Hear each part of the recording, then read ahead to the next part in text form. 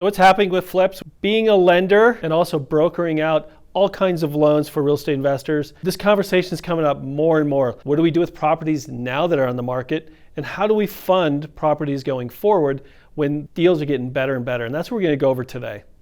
There's two sides to this. There's people who are trying to get rid of properties that they expected to get rid of, and they're also planning what's going to happen in the near future. They want to do flips now, but they really want to do them in 6 to 12 months when prices come down, the markets get better, and we want to go over really what's out there, what's happening in the capital markets, and how are you funding flips? What does that look like right now? What are the ARVs? What are the costs? What are those points? All the important stuff for real estate investors. When the Fed starts tightening money, what does that mean to us as real estate investors? Well, what we see is more people pulling back, trying to figure out what's happening. Part of that is because their money is not being returned to them because properties are taking longer to sell. What we see, of course, is lowering of the loan to ARV. What it used to be is about 75%. Most have come back to 70% and sometimes even 65%. All the capital funds have also increased what you have to put into it. It used to be like a 90% purchase, 100% rehab. Now most of them are at 80% or 82.5%. So more money's coming out of your pocket to actually get a property done.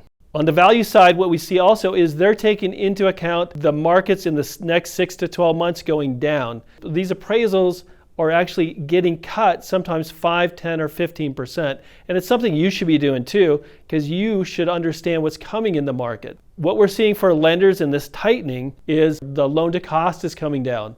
The loan to ARV is coming down, and the appraisals are being cut. These deals have to be good. They have to be great, not only for you, for the lender, because you're going to put in more money out of your pocket for these transactions, and they're going to be even more and more picky on the transactions they're going to be funding.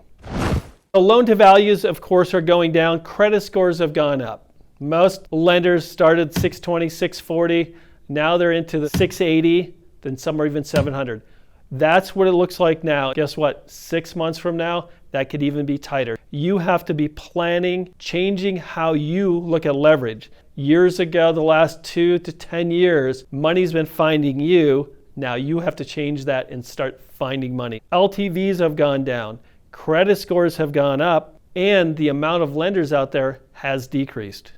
What do rates look like out there? Typically what you're going to find is most of these capital funds, which we represent somewhere between 5 or 6, because we're always out there looking. We want to make sure there's funding available for you. That's what we do. We spend time talking to all these capital funds, providing those funds to our investors. We're trying to find the ones that have the best terms, the best credit, the ones that fit the current market. But what we're still finding is rates have gone up. They're in the 10 to 12% rates now, where 6 to 8 months ago, you could get into the 7s and the 8s. Those have gone up.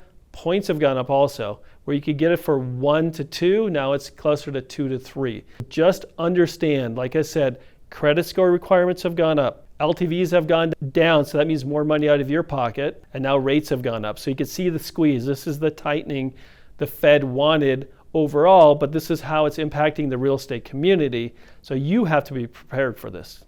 A few things we recommend is looking at smaller projects, smaller homes, typically smaller price point homes, sell better in markets. Stick with larger communities, doing those off-flyers in the middle of nowhere, which was good during COVID, as people were moving out, seems to be ones that are sticking on the markets. You have to now become the aggressive person out there looking for money or having someone do that.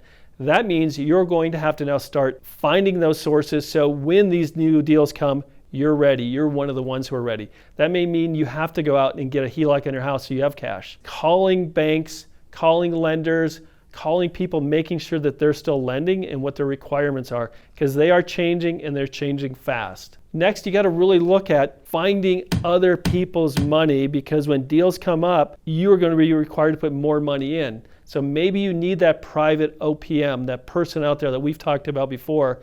There are individuals out there who are looking for better returns. If you could show them a safe, secured return on real estate, that helps them, helps you, and you become one of the few that actually have money during these times, and you could take advantage of these prices as they go down.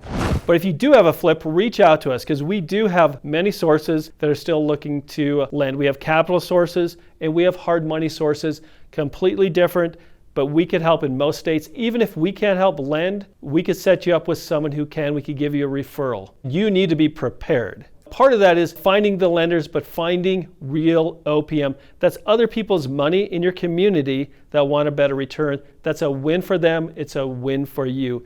Get their money, give them a better return, make it safe and secured. If you have questions on how to do that, we've done it for the last 10 years. We could help from finding people, how to attract those people, and even how to close those people. If that's something you need or want to do right now, reach out to us. We'll have our email below. And as we always say, happy investing.